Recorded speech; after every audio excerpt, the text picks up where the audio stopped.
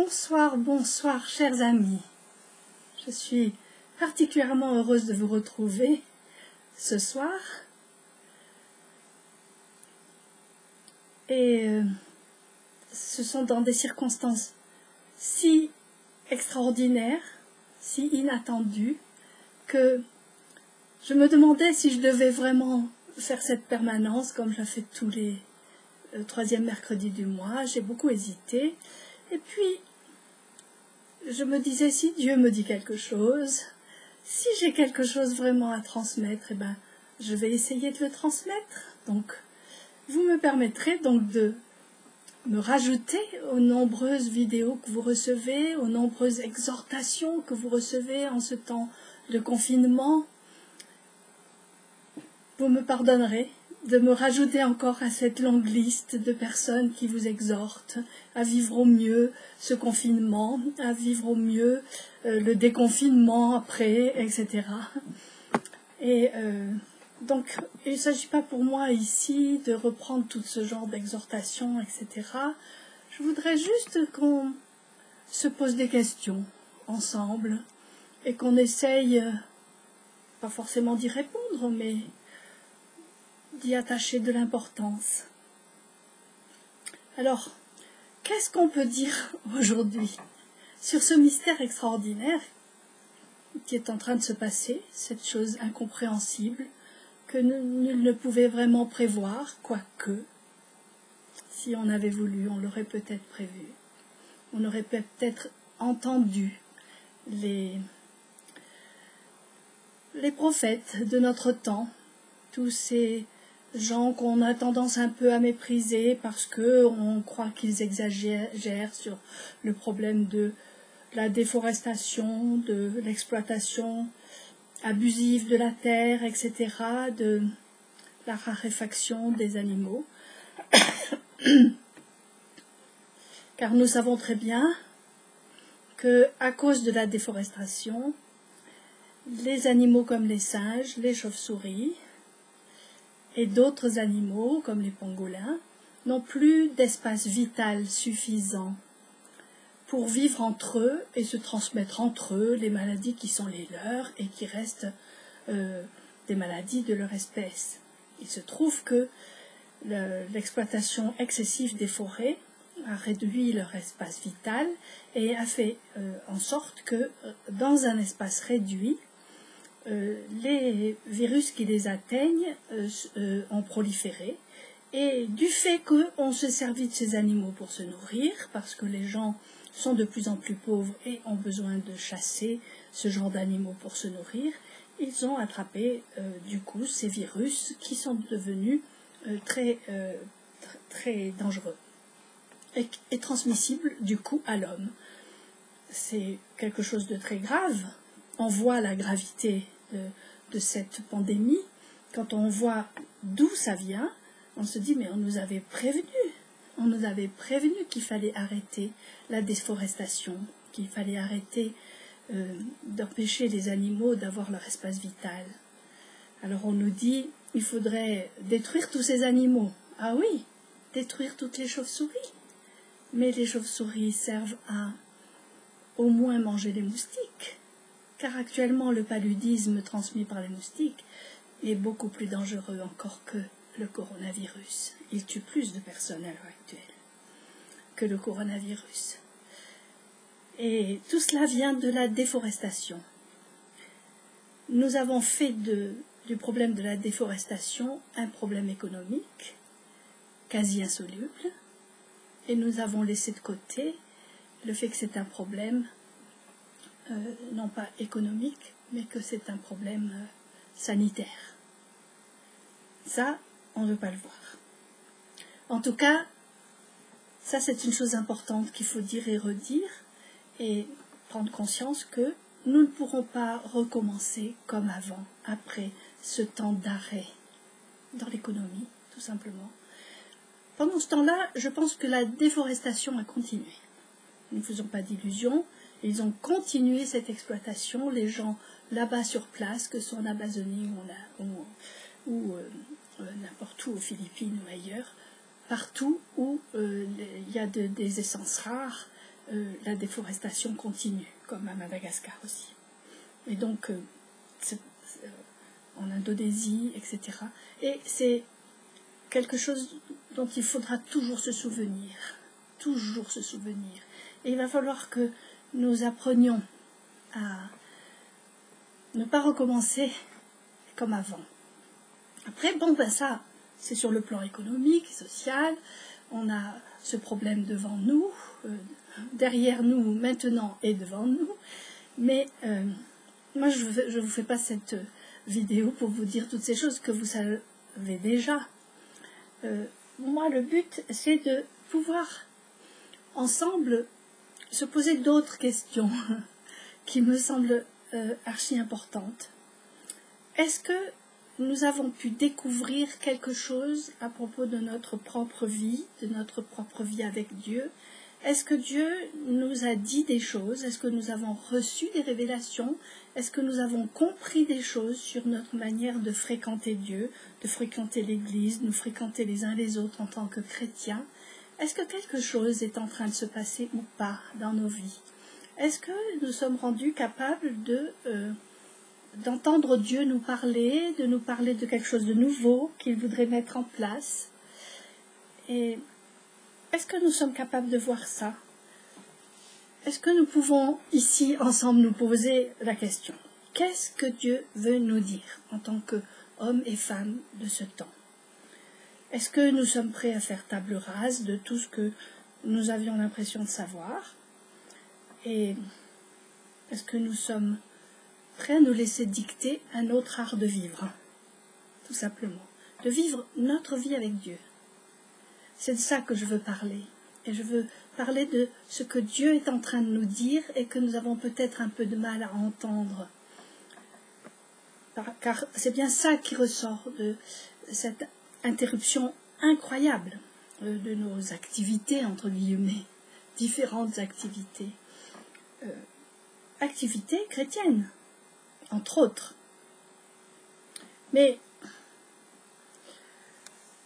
il faut reconnaître que nous sommes dès à présent déjà installés dans nos starting blocks, déjà prêts à recommencer exactement comme avant. Pourquoi? Parce que nous ne savons pas quoi faire, nous ne savons pas faire autrement. Et c'est là que j'ai envie qu'ensemble on écoute Dieu nous dire quelque chose d'autre. Comment est-ce qu'on pourrait vivre autrement notre relation à lui, notre relation dans l'Église, notre relation avec les autres. Dieu nous a certainement parlé pendant tous ces temps, mais est-ce que nous avons été rendus capables d'écouter? Car il veut nous dire des secrets, des mystères, ces secrets, il veut nous parler de la vraie vie, il veut rétablir quelque chose en nous, parce que c'est parce qu'en nous il y a des dysfonctions que nous sommes rendus capables d'exploiter la terre à outrance et jusqu'à la déforestation, etc. Est-ce que nous pouvons nous poser la question, par exemple, nous femmes, quelle est notre place dans l'économie du salut du monde?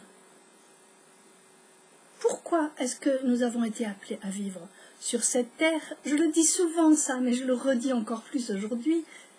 Pourquoi est-ce que nous avons été appelés à vivre sur cette terre à ce moment précis de l'histoire de l'humanité, de l'histoire de l'Église, de l'histoire de nos familles? Est-ce que nous pourrions profiter de ce temps particulier que nous avons à vivre, nous, c'est nous qui le vivrons, pour essayer de laisser Dieu nous parler vraiment, mais pas à la manière dont nous nous y attendons. En ce moment, Dieu parle, mais il parle en étant silencieux. On dirait qu'il ne dit rien. Et ça, c'est comme pour nous obliger à tendre l'oreille. Comme il disait au peuple hébreu, Shema Israël, mais écoute, écoute Israël. Au sein du tumulte du peuple, Dieu disait, écoute Israël. Et nous, nous sommes dans un grand tumulte extérieur et intérieur. Malgré notre confinement, malgré le silence des rues et et tout ça, il y a quand même un grand tumulte, un grand remue-ménage. Et nous avons de la difficulté à écouter la voix de Dieu qui nous appelle. Et je suis persuadée, excusez-moi pour vous les hommes qui m'écoutez, mais là je vais m'adresser aux femmes.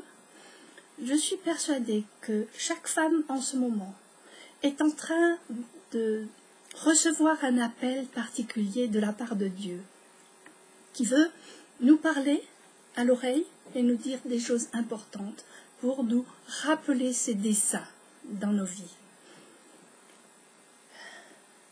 C'est un appel particulièrement pressant. Un appel qui peut rappeler étrangement, très étrangement, celui qu'a reçu la Vierge Marie au moment de l'Annonciation. C'était un temps de particulière oppression du peuple. Tout le monde attendait un sauveur, un messie, ou en tout cas un prophète, comme ça a été souvent le cas dans l'histoire du peuple d'Israël, où quand la détresse était grande, quand l'ennemi avait pris possession du pays, quand on était occupé par l'ennemi, voilà que Dieu a envoyé un prophète qui levait une armée et qui arrivait à bouter dehors l'ennemi. Donc c'était l'attente qui était là tout le temps. On avait l'habitude de cette manière de procéder de Dieu, et où il armait le bras d'un de ses prophètes, et ce prophète se transformait en chef de guerre, et ce chef de guerre, à la tête des armées, arrivait avec grande puissance, même si c'était avec l'aide de Dieu, à chasser les ennemis. Donc on était habitué à ce que Dieu agisse comme ça dans la puissance, dans une démonstration de force. Et voilà que ça fait partie des secrets que Dieu veut nous dire en ce moment, qu'il nous dit depuis l'Annonciation, il nous dit toujours ce même secret. Et ce secret de Dieu, il a été révélé à une femme, peut-être parce qu'il n'était pas recevable par un homme. Je m'explique un peu plus tard.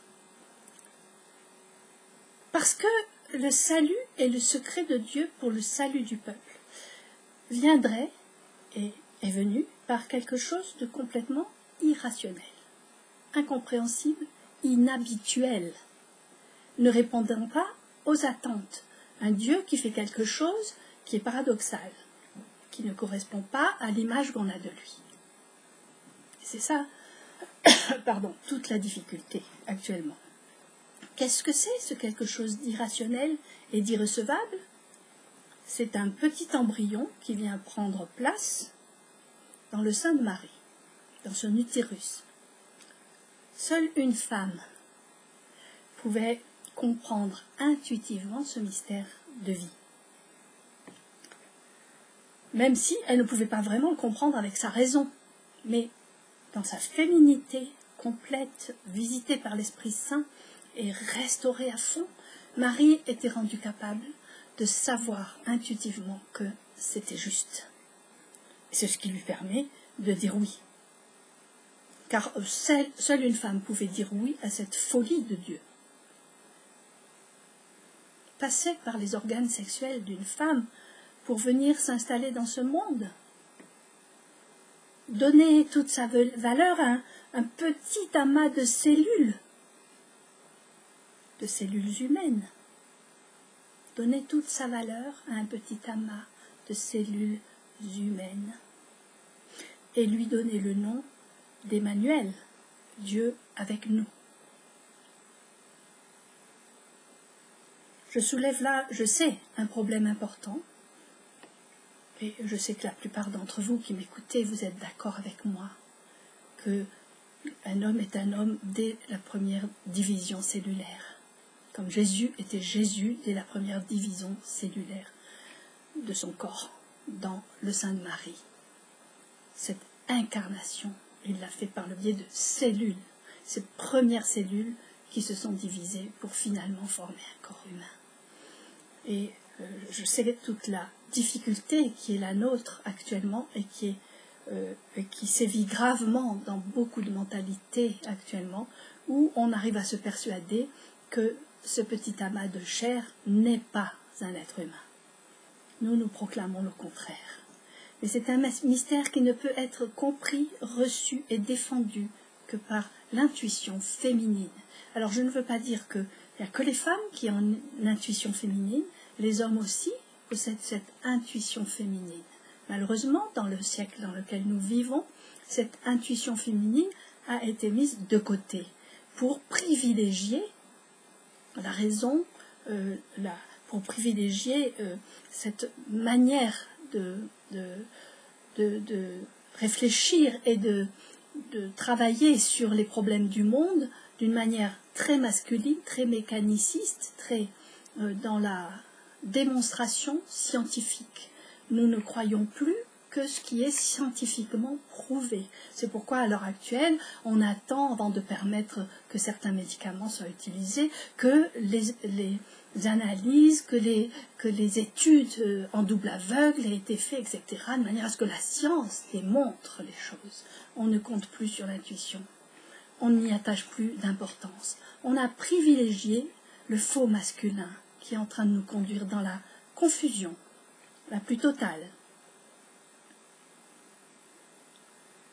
Qu'est-ce qui est arrivé?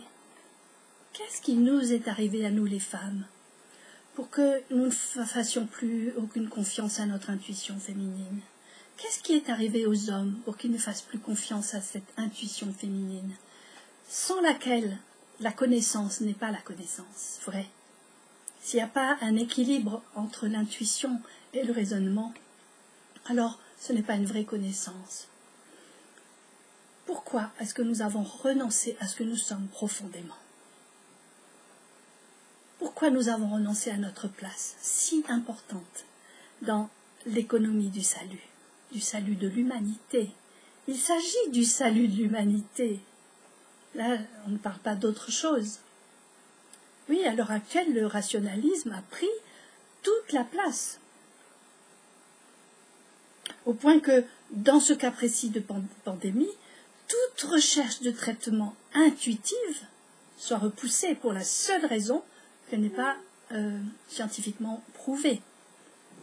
Et on passe certainement ainsi à côté de la révélation intuitive féminine qui est considérée comme non recevable. Nous l'aurons compris. Au risque que beaucoup de personnes meurent,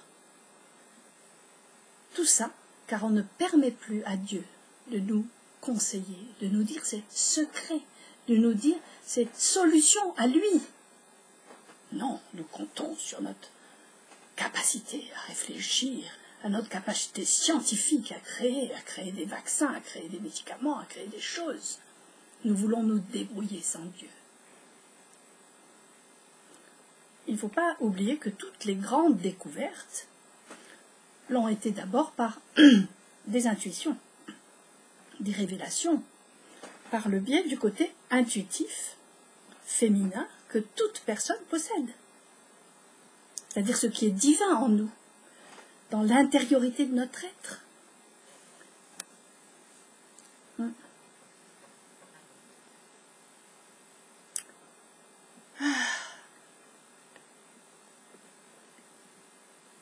Oui, nous risquons du coup de conduire l'humanité au désastre. Est-ce que nous ne voulons pas nous préparer à changer notre manière de faire et de dire et de réfléchir, pour nous mettre résolument à écouter les conseils de Dieu et devenir source de sagesse pour ce monde qui court à toute vitesse à sa perte et qui est d'ailleurs déjà toute prête à recommencer, sans avoir appris la sévère leçon que nous sommes en train de prendre dans les dents. Nous devons absolument mettre à profit cette terrible leçon, en reconnaissant nos erreurs et en nous déterminant au changement. Ne croyez-vous pas? Il est temps, plus que temps. N'attendons pas le déconfinement pour nous remettre en question et pour nous déterminer à ne plus jamais recommencer comme avant. Ce qui ressort des événements actuels, d'après ce que disent grand nombre de personnes qui essayent d'analyser et de rechercher dans la prière ce que Dieu semble nous dire, c'est que Dieu ne nous parle pas comme on voudrait qu'il le fasse. Je reviens toujours à ça. Comme au temps de Jésus, on attendait une solution de la part de Dieu et on savait comment il devait agir.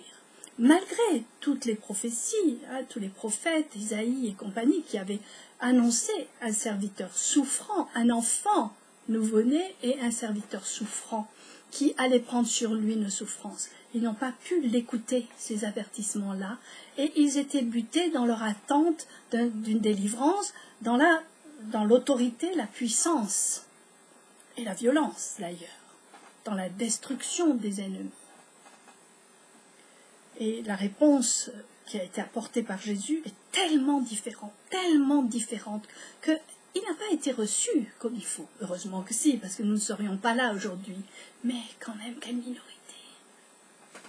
qui a accepté ce mystère, grâce aux femmes, grâce à Marie. Et il faut que nous, les femmes, nous prenions conscience de ce rôle qui est le nôtre dans l'économie du salut.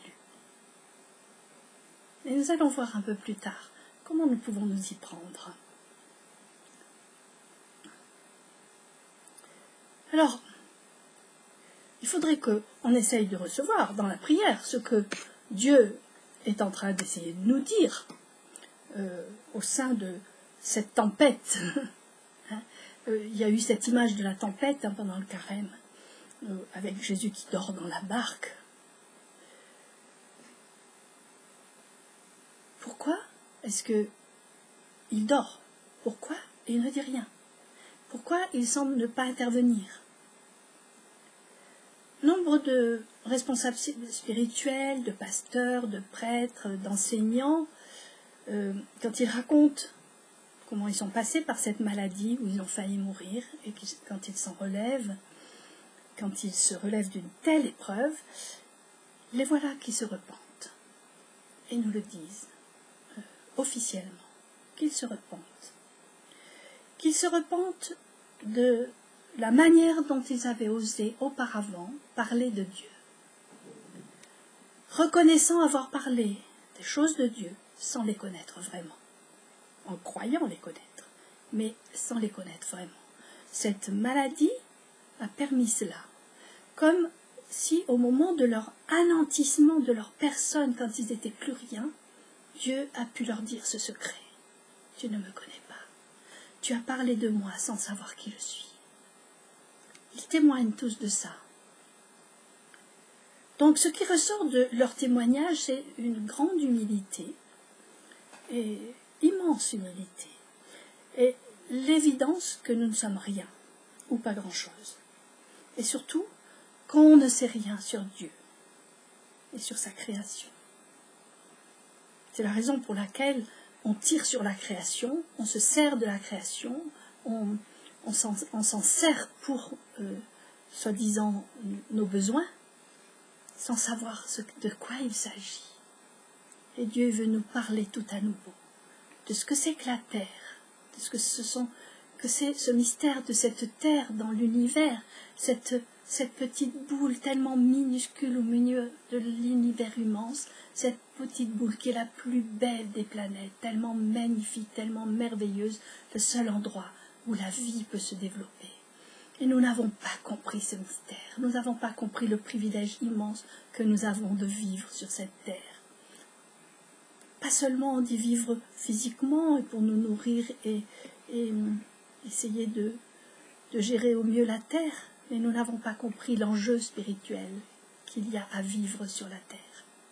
Nous n'avons pas compris l'enjeu spirituel qu'il y a par le biais de la création, apprendre à nous rapprocher de Dieu, à l'écouter nous parler, écouter le son de la nature, le chant de la nature qui nous parle de Dieu, qui nous parle de qui il est vraiment, qui nous parle de notre petitesse, qui nous parle de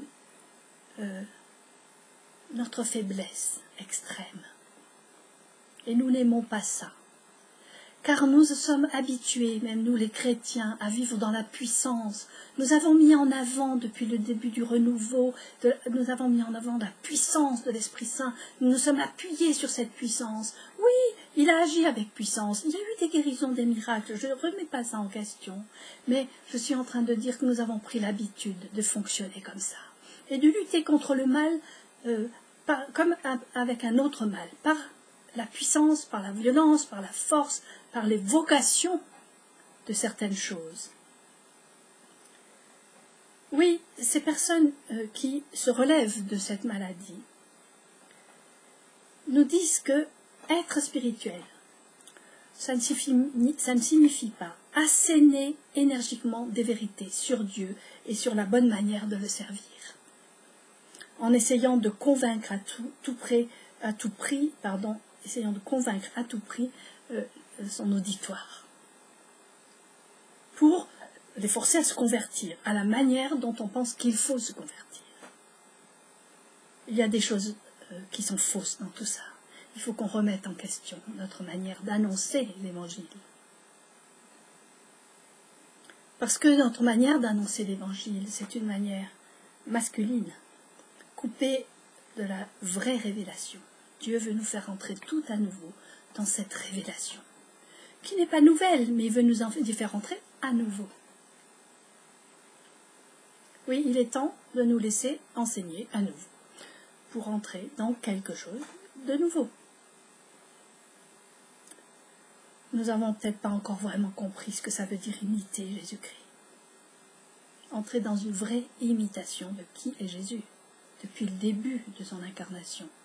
Tout petit embryon, tout petit bébé dans la crèche.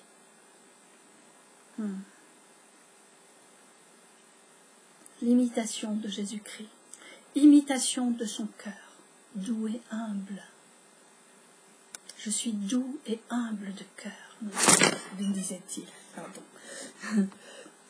Et je suis doux et humble de cœur, nous disait-il. Non, nous n'avons pas encore compris ce que c'est que rentrer dans cette imitation de Jésus-Christ.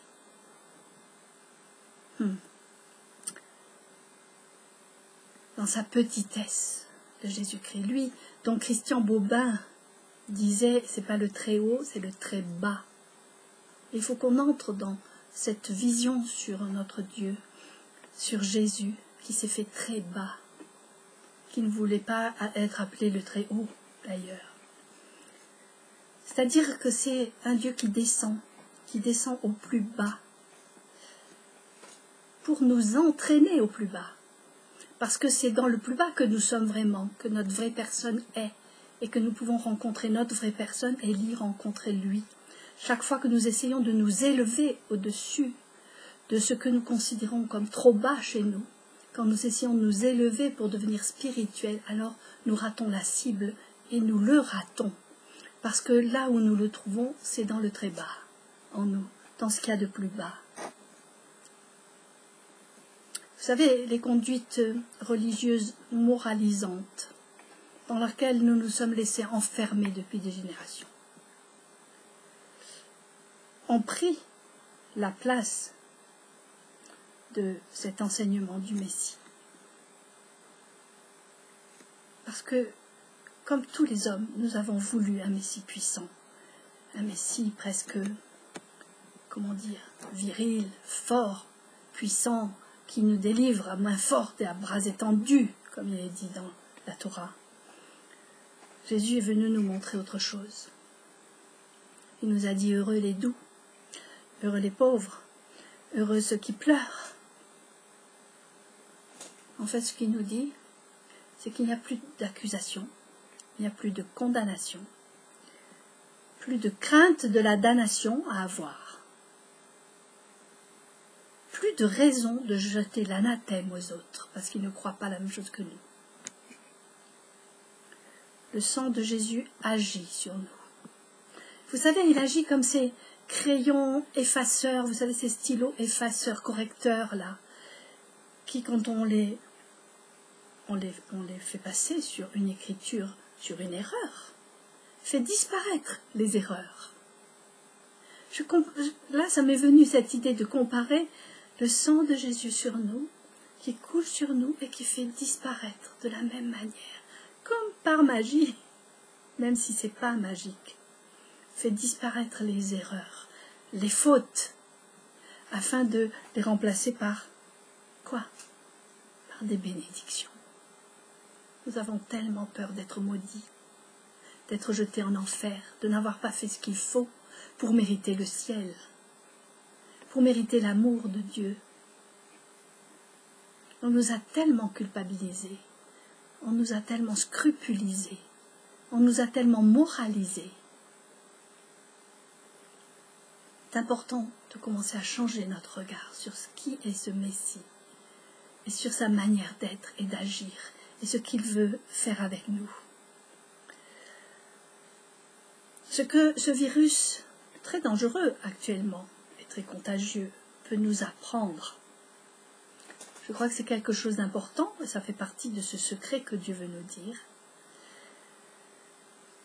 c'est que nous sommes atteints par un virus beaucoup plus grave. Beaucoup plus grave. Nous sommes contaminés depuis longtemps par un virus beaucoup plus grave dont nous avons beaucoup de peine à nous défaire. Et le confinement actuel ne nous protège pas de ce virus-là, au contraire. Et ce virus, cette maladie générée par ce virus, c'est la culpabilité. Ce que Jésus est venu accomplir au milieu de nous, c'est nous délivrer de toute accusation, de toute condamnation et donc de toute culpabilité.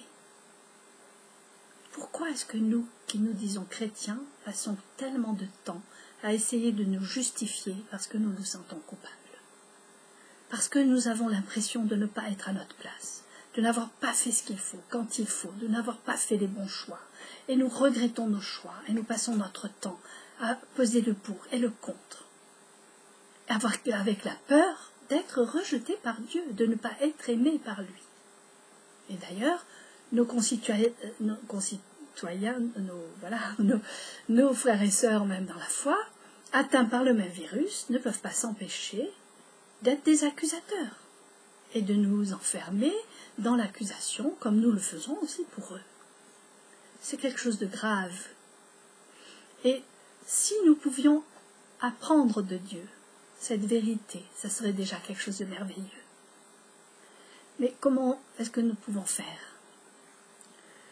Tout d'abord, il faut qu'on commence par se repentir d'avoir méprisé, d'avoir eu honte de notre féminité, de notre masculinité, de notre être profond. Nous n'avons pas accepté ce que nous sommes, ce que Dieu a fait en nous créant. Nous sommes tout le temps en train de rouspéter, de ne pas vouloir, de ne pas nous aimer nous-mêmes. Il n'y a qu'à voir les progrès, les demandes excessives de chirurgie esthétique, parce que nous nous refusons nous-mêmes, nous n'acceptons pas nous-mêmes. Nous ne pouvons pas nous sentir, nous nous haïssons nous-mêmes. Et ça devient quelque chose de très grave qui se répand de plus en plus et qui se répand partout, dans les milieux non chrétiens comme dans les milieux chrétiens. La haine de soi-même, qui vient de ce virus de la culpabilité, de la dépréciation de soi-même. Vous comprenez ce que je veux dire? Demandons pardon au Seigneur d'avoir méprisé notre être, de n'avoir pas accepté ce que nous sommes et de n'avoir pas accepté le fait que nous avons un rôle à jouer sur cette terre en ce moment de l'histoire. Disons-lui un oui. Un oui massif et déterminé. Vous voulez bien qu'on lui dise oui? Oui Seigneur, que ta volonté soit faite dans ma vie. Oui Seigneur, fais ce que tu as décidé de faire. Non pas ma volonté, mais la tienne. Entendons Jésus dire ça. Non pas ma volonté, mais la tienne, Père. Parce que la volonté de Dieu, elle est bonne, agréable et parfaite. Parfaite. Alors déterminons-nous à lui permettre de se servir de nous comme il l'entend. même si cela semble, au premier abord, une solution irrecevable. Pensons à Marie. Une solution irrecevable pour nos petits cerveaux cartésiens. Nous savons très bien comment Dieu devrait agir. Non, disons ce oui, avec l'aide de Marie, si vous voulez bien, qui nous a donné l'exemple et qui a dit qu'elle était bénie entre toutes les femmes, et toutes les femmes, c'est nous. C'est pour ça que j'exhorte les femmes à prendre Marie pour modèle. Vous m'excuserez, mes frères et sœurs protestants et évangéliques, ce n'est pas anti-biblique ce que je suis en train de dire. Ensuite, au sein de cette tempête, regardons Jésus. Ce Jésus qui ne bouge pas, qui semble dormir et qui ne parle pas. Commençons à écouter ce qu'il ne dit pas. Écoutez ce silence au sein même du fracas et de l'affolement général, de l'agitation des autres et de l'agitation de nos propres cœurs, complètement affolés, reconnaissons-le. Enfin, moi, je reconnais que par moments, dans mon cœur, il y a de l'affolement. On est comme presque certain que Dieu ne fera rien, qu'il faut se débrouiller, qu'il faut trouver des solutions. Tout le monde se débat pour trouver des solutions. Alors que celui qui a la solution dort dans la barque et qu'il est en train de parler silencieusement et qu'il s'agit de tendre l'oreille. Il faudrait dire que le sommeil de Jésus est lourd. Il est lourd de tristesse. Vous savez, de cette tristesse qu'il a ressentie à Gethsémani, où il disait que son âme était triste jusqu'à la mort. Pourquoi cette tristesse de Jésus? Il sait bien que personne ne veut croire en lui.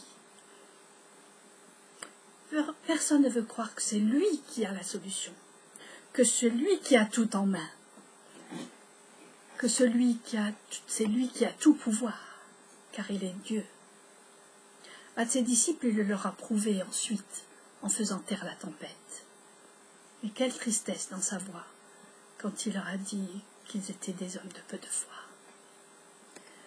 Est-ce que Dieu est en train de nous dire que nous sommes des hommes et des femmes de peu de foi? Probablement. Probablement. Et faisons le constat. Constatons toute cette agitation, même chez les chrétiens, où tout le monde y va de ses conseils, pour faire bouger ce Dieu qui dort en nous.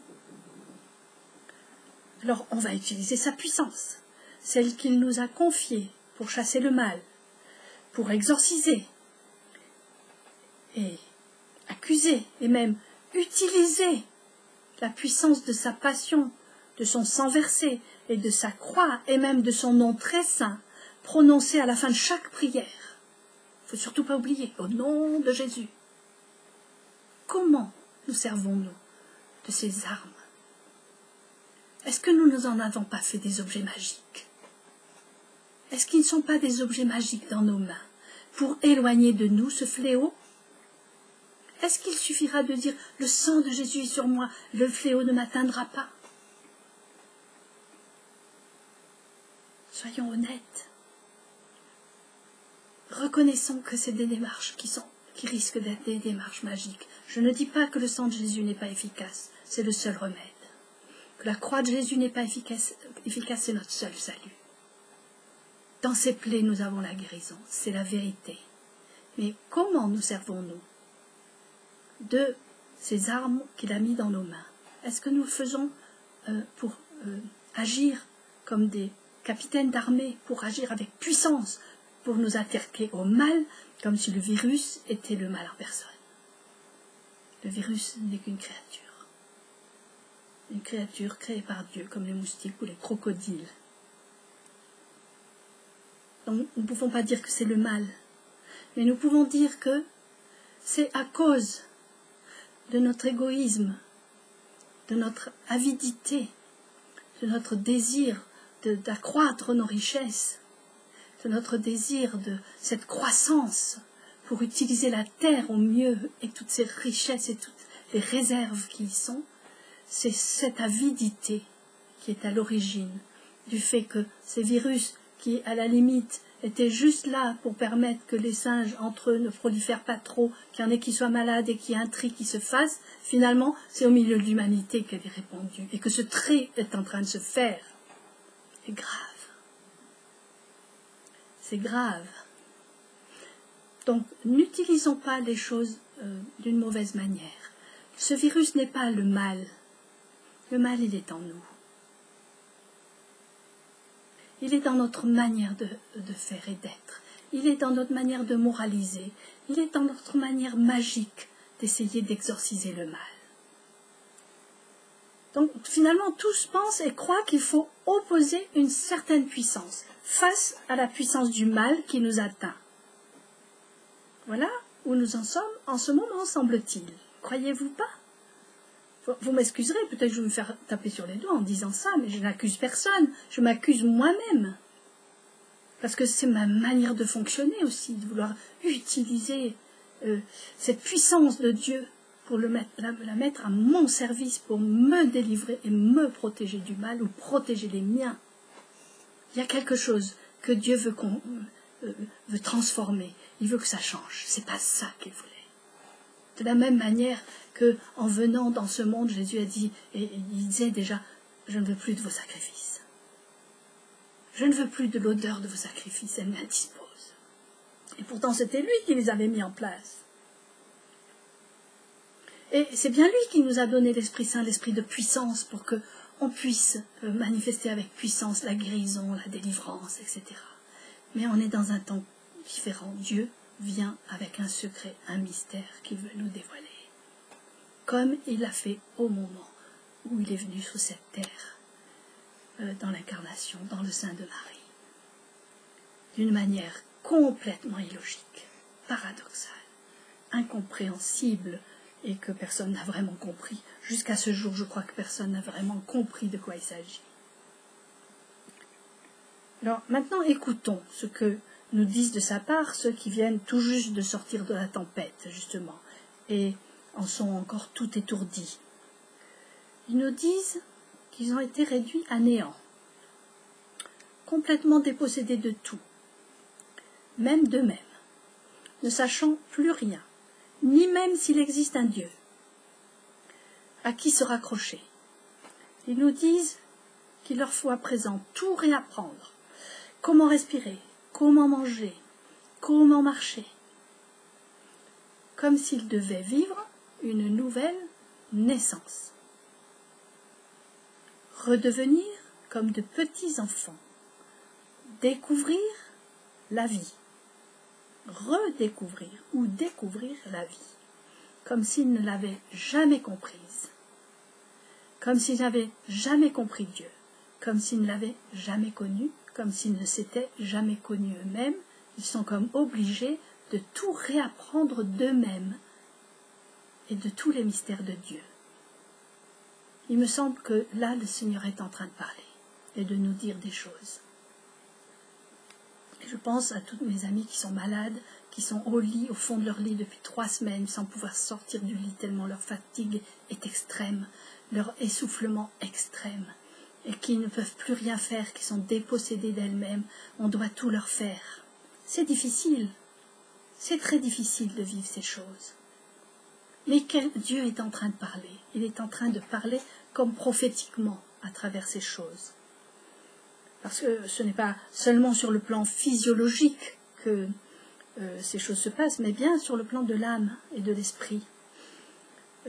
Donc ce pasteur, un pasteur qui nous raconte sa honte et sa repentance en se souvenant de la manière dont il avait, avant de tomber malade, cette manière qu'il avait de croire qu'il connaissait Dieu, et puis sa manière assez arrogante de l'annoncer. Et là, je peux me remettre en question, et beaucoup de gens peuvent se remettre en question, et écouter ce que Dieu est en train de dire, à travers la bouche de ces gens qui ont le courage de se repentir publiquement. Ça, c'est merveilleux. C'est là le secret de Dieu, se repentir publiquement de nos erreurs. Arrêter de se justifier, de se défendre, ou de croire que Dieu a besoin d'être défendu. Et désormais, dans une grande humilité, ce pasteur, par exemple, il reconnaît vivre une nouvelle naissance spirituelle, reconnaissant avoir parlé au sujet de Dieu sur des choses qu'il ne connaissait pas. C'est une phrase qui est tirée du livre de Job. Voilà ce que Job a dû aussi expérimenter. Et le fléau est tombé sur lui, il ne l'avait pas mérité, il n'avait rien fait de mal apparemment, il était... c'était injuste, puisque de toute façon, même le livre de Job le dit, que c'est le diable qui a voulu l'attaquer alors qu'il n'avait rien fait de mal, etc. Mais il y a eu quand même une leçon que Job a dû tirer de tout ça. Et cette leçon, c'est que chaque fois qu'il se justifiait, chaque fois qu'il disait « mais non, je n'ai pas mérité tout ça, j'ai rien fait », alors que tout le monde lui disait « allez, repens-toi, tu vois bien que tu as fait des choses mauvaises, Dieu ne punit pas quelqu'un qui est juste ». Et là, il a dû reconnaître qu'en fait, il ne connaissait pas Dieu et qu'il disait sur Dieu des choses qui n'étaient pas justes, parce qu'il ne le connaissait pas. Et je trouve ça très important. Nous sommes arrivés à un moment de l'histoire de l'humanité et de l'histoire de l'Église où il faut qu'on reconnaisse que nous ne connaissons pas Dieu. Et qu'il faut arrêter de vouloir le connaître et de le enfermer dans ce qu'il n'est pas. De vouloir le définir, de vouloir le mettre dans une boîte, de lui dire comment il doit être et ce qu'il doit être. Et comment un Dieu bon doit agir. Nous avons tellement honte que notre Dieu bon permette la guerre et permette ce fléau. Nous avons honte de notre Dieu. Il faut qu'on reconnaisse ça. Nous ne comprenons pas. Pourquoi nous ne pouvons pas agir même sur ce fléau avec la puissance de la croix et du sang versé? Qu'est-ce qui se passe? Mais qu'est-ce qui est en train de se passer? Il y a quelque chose de l'ordre de la honte de Dieu. Nous ne reconnaissons pas notre Dieu. Nous ne savons plus qui il est. Et c'est ça le secret. Il faut qu'on reconnaisse tout simplement que nous ne savons rien. Nous ne savons rien sur lui. Il faut qu'on arrête de croire qu'on sait quelque chose. Et il faut qu'on arrête de vouloir le démontrer aux autres. Vous ne croyez pas que c'est vrai, ça?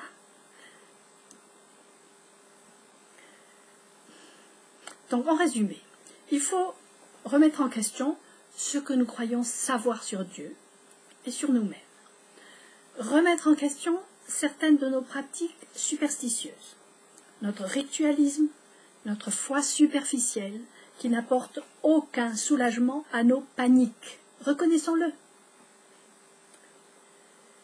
Il faut donc surtout abandonner ces pratiques de recherche de la puissance spirituelle pour adopter une toute autre tactique en suivant ce que Dieu veut nous enseigner. Alors moi, je vous suggère une tactique. Et si nous nous allongions dans la barque à côté de Jésus, qui est allongé et qui dort, si nous acceptions de nous allonger, de nous mettre tout contre lui, pour tout lâcher, ne plus réfléchir à rien et dormir avec lui, dans l'abandon et la confiance absolue, comme si c'était le moment de la mort. Si nous faisons cela, qu'est-ce qui pourrait se passer? Si nous perdons le contrôle de nos vies, si nous arrêtons de courir à droite et à gauche en essayant de trouver une solution, et même en criant « Dieu, réveille-toi », nous allons succomber, nous allons sombrer. Est-ce que nous ne sommes pas appelés en ce moment à rester tranquilles, confinés chez nous? Alors pourquoi faut-il que nous nous agitions en dedans de nous? Pourquoi est-ce que nous sommes tout le temps en train de réfléchir à trouver des solutions? Et nous les femmes particulièrement, mais les hommes aussi, ce n'est pas notre place de faire ça. Nous sommes appelés plutôt à repasser ces choses dans notre intérieur, à repasser ces choses en nos cœurs.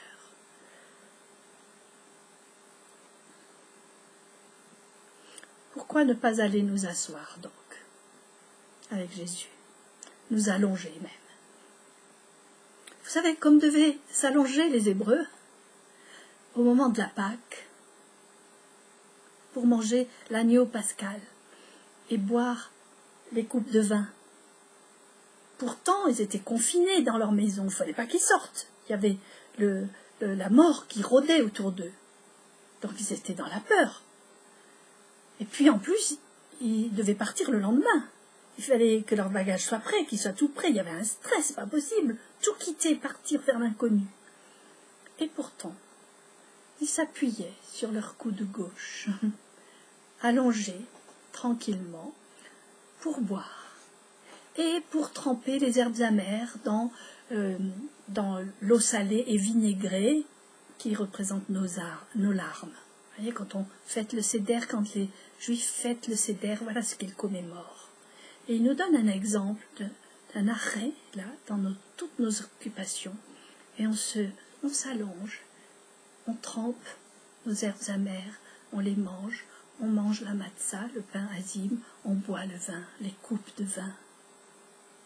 Exactement comme Jésus l'a fait pour son dernier Seder, quand il a mangé ce repas de la Pâque. Alors qu'il était sur le point de vivre sa passion si atroce, et il le savait, eh bien il était accoudé, et il trempait la bouchée qu'il a tendue ensuite à Judas. Ce ne sont pas des choses qui viennent comme ça par hasard, c'était vraiment au milieu du rituel. Et au moment où il était là en train de manger le repas pascal, il parlait de paix, il parlait d'amour vrai. Et qu'est-ce que faisait Saint Jean? Il était couché sur le cœur de son bien-aimé Jésus. Est-ce que ce n'est pas cet exemple-là qu'il faut qu'on suive? Qu'allons-nous faire? Est-ce que nous allons continuer à céder à la panique pour chercher des solutions? Ou est-ce que nous allons entendre cet appel du Seigneur à nous coucher près de lui, à nous coucher sur son cœur? Quand nous aurons ainsi trouvé la paix profonde, alors nous pourrons apporter la paix autour de nous. On a fait croire aux parents et aux mamans particulièrement que désormais elles devaient redoubler d'efforts en organisant leur journée autour d'une multiplication de tâches à accomplir au cours de ce confinement, et elles se sont laissées tenter. Je dis bien tenter, c'est une tentation, par cette recherche de perfection, se laissant manipuler par la culpabilisation. Si les enfants ratent leur année scolaire, si elles n'arrivent pas à tout bien organiser, si les enfants s'ennuient, si on n'a pas assez à manger, et si on n'arrive pas à faire prier la famille pour remplacer les cultes ou les messes, et si on passe à côté des mystères pascals, ouf, on a pu dire le chapelet en famille, ouf, on a pu écouter le pape, ouf, on a pu obliger les enfants à prier, ouf, on a pu travailler les cours, même si c'est un grand renfort de cris et d'énervement. Ouf, on a pu louer grâce à Internet et aux réseaux sociaux. Ouf, on a pu intercéder pour les malades et pour les soignants. C'est pas mauvais, ça. On peut être assez content de nous. Peut-être. Ou alors, peut-être qu'on est à bout. Peut-être qu'on est désespéré. Peut-être qu'on est épuisé, débordé, découragé. Et c'est là qu'est la leçon que le Seigneur cherche à nous apprendre et à nous faire retenir. Bien plus que de faire tous les devoirs et de faire tout notre travail et tout notre télétravail et que le repas soit fait et que la maison soit repeinte et que les bricolages soient faits. Ce que nous devons retenir comme leçon, c'est que quand nous expérimentons notre extrême faiblesse, nos limites tout aussi extrêmes, quand nous nous laissons déborder par nos énervements, notre exaspération, notre colère, notre révolte, nos sentiments d'injustice, quand on n'arrive même pas à faire le minimum, et que du coup, on en a même envie de mourir. Parce que décidément, on risque de ne pas y arriver. C'est alors là que, sans plus nous mentir à nous-mêmes, sans faux semblant, nous pouvons enfin tomber dans les bras de Jésus, qui lui-même tombe dans nos bras. C'est comme si on se retrouvait, on tombe dans les bras l'un de l'autre. Jésus et moi, nous tombons dans les bras l'un de l'autre. Et nous pleurons, et nous pleurons, et nous pleurons. Et nous pleurons, et il pleure, et il pleure. Nous pleurons ensemble, couchés l'un contre l'autre. Oui, nous sommes désespérés ensemble, nous n'en pouvons plus ensemble, nous pleurons ensemble sur notre incapacité à faire le bien, à organiser les choses comme il faut, à être parfait.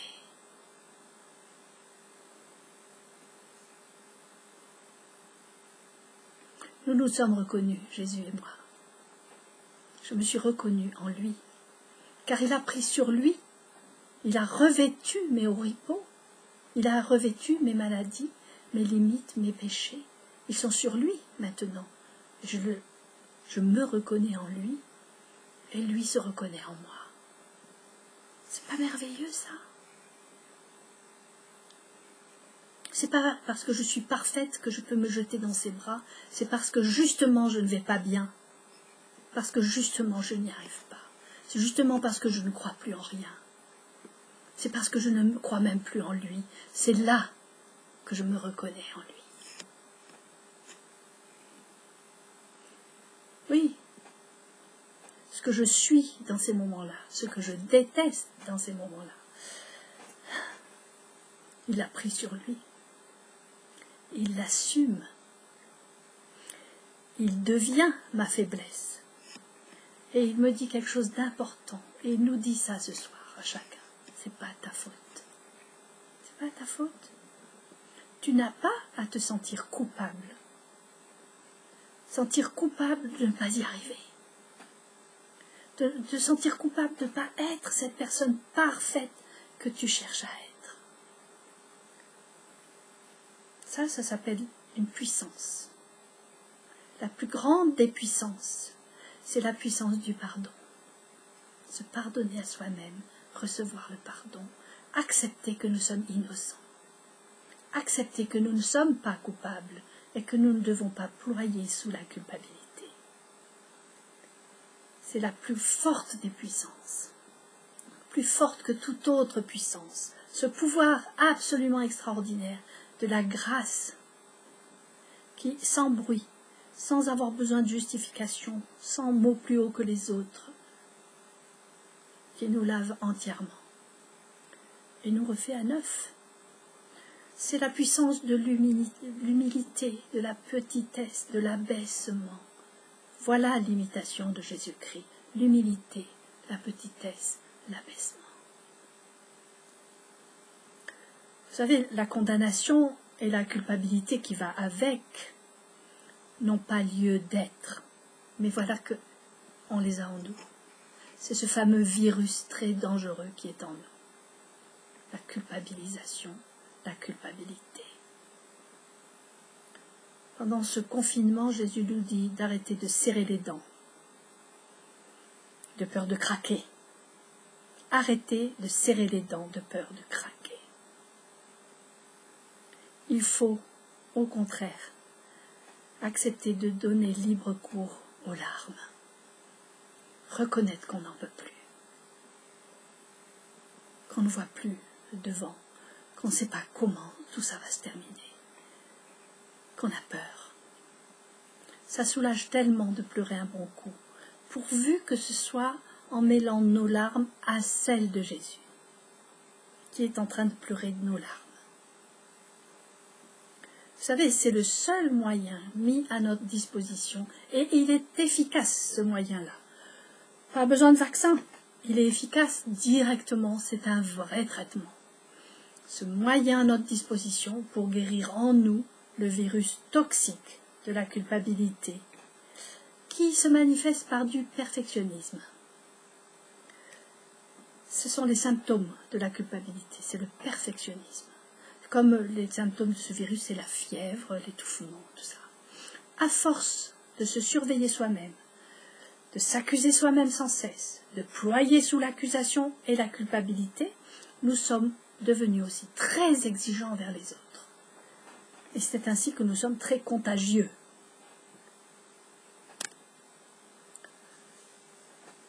Je vais vous citer un exemple.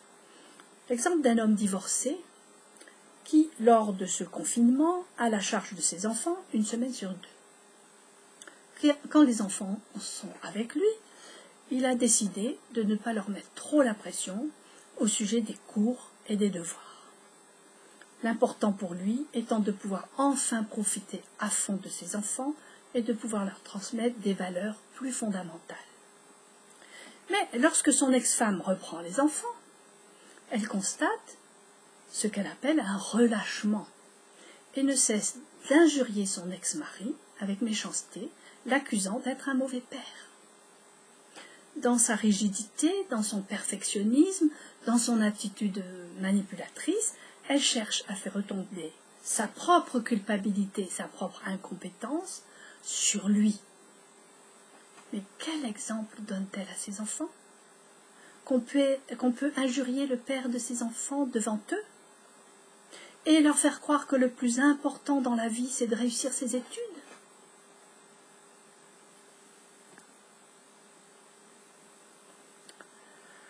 Voilà ce qui arrive quand on est atteint de ce virus mortel de la culpabilité. On devient très toxique. On se compare, on juge, on accuse, et ainsi on donne la mort. Alors que la puissance de l'amour est tellement plus forte que la haine. Oui, le virus de la culpabilité finit par remplir notre cœur de haine. Il faut qu'on en ait bien conscience. Une haine destructrice.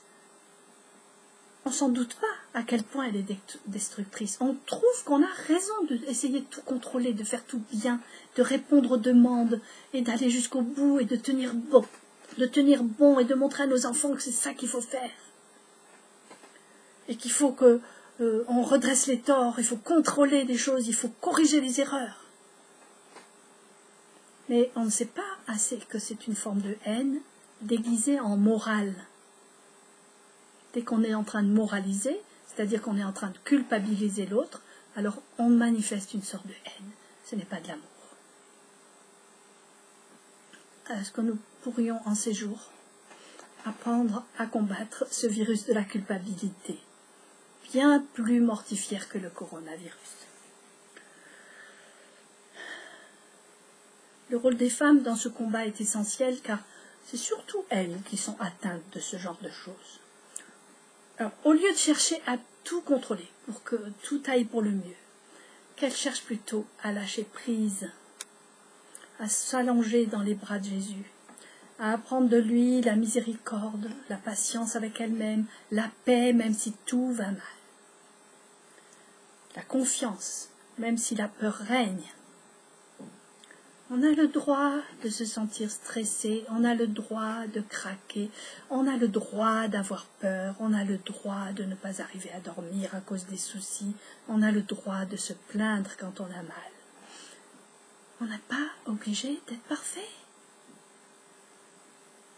Accepter cela nous permettra de mieux comprendre aussi la faiblesse des autres, de ne plus exiger d'eux la perfection. C'est trop toxique de faire ça. Avec Jésus dans notre barque, la tempête va se calmer. Surtout cette tempête intérieure, générée par la peur de ne pas arriver à gérer la crise, et qui nous pousse à nous affoler, à affoler les autres, à nous marcher sur les pieds les uns les autres. Quand nous faisons cela, que nous marchons sur le pied de l'autre, par notre affolement, alors l'autre il riposte par une gifle, une attaque acerbe. Et nous prenons finalement l'autre ou les autres comme des ennemis, oubliant que le seul ennemi, c'est le mal qui nous atteint et que nous devons combattre ensemble. Il est tapi en nous, cet ennemi-là, et nous rend dangereux pour nous-mêmes et pour les autres. Ce coronavirus est quelque chose de prophétique pour nous montrer que nous sommes atteints d'un virus bien plus grave. Et pour ce virus bien plus grave, la solution est à notre portée. Elle est efficace.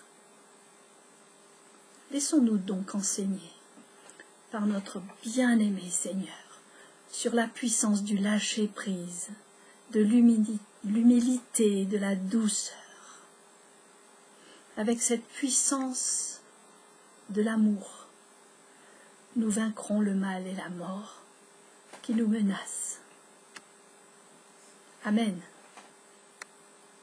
Je viens de dépasser l'heure largement, je suis désolée.